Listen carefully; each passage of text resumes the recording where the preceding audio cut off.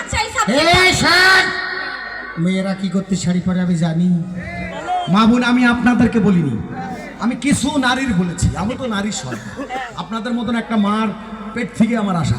কি করতে জানিস? সোজা হা মাঝখানে যা করছি যাতে ওর বাপ তাড়াতাড়ি বিয়ে দেয়। আমি আপনাদের বলেছিলাম না আজকের এই দিনই আমার ময়না যে কার মোটরসাইকেলে ঘোরে।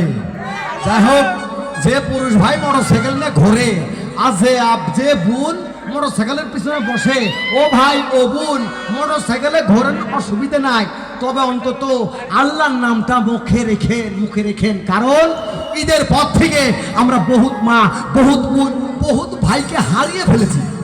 অকাল মৃত্যু হয়েছে, আল্লাহ যেন তাদের আত্মায় শান্তি দেয়। ও দুলা ভাই, তুমি তোমার 1 নম্বর প্রশ্ন শুনছো, 2 নম্বর প্রশ্ন তো শোনোনি। 2 নম্বর আবার কবি? হ্যাঁ বলবো। আমার তো মনে হচ্ছে আমি হইল গে ভাই, আমার তো মনে হচ্ছে কি চাচি বুঝেছে, আমার তো মনে হচ্ছে কি জানিস, তোর এক সম্পদের কথা শুনে আমি সকলডাঙ্গা বাজার উথলিয়া বাজারের তলে পুঁতে গেছি।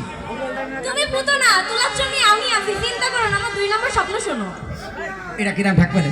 ভালোই লাগবে। তালি কোয়া। আমার দ্বিতীয় স্বপ্ন হচ্ছে তুমি আর আমি কক্সবাজার বেড়াতে গিয়েছি। ওখানে যে কি হয়েছে জানো দুলা ভাই? কি?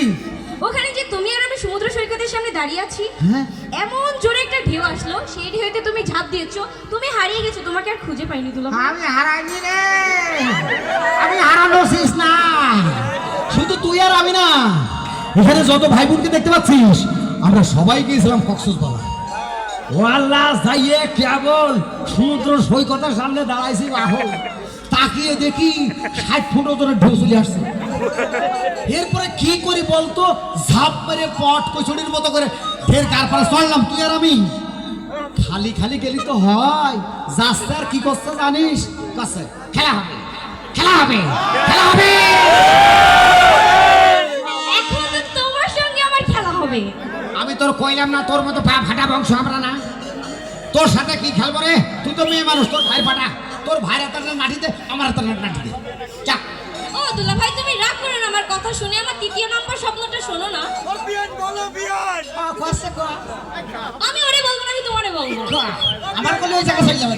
বলবো দুলা ভাই, তুমি রাগ করবে না তো? রাগ করার কি আছে? সুবর্ণ বাবার সাথে না থাক। বাড়িতে খাবেন রে? ও ভাই, বাড়িতে খাবেন, বাড়িতে বসে না আর দেখো তো, এখানে চলে এসেছি বলে খালি কবি, তোর খালুকের সামনে কবি। ও ভাই, ব্যাপার হয়ে গিয়েছে। আপনারা কিন্তু আমার খালু শ্বশুর গো। আমার শালি যদি আপনাদের ভাইরা ভাইয়ের মেয়ে হয়, নিশ্চয় আমি আপনাদের জামাই। অন্তত আজকের দিনে ডিম ডামটা করে গো।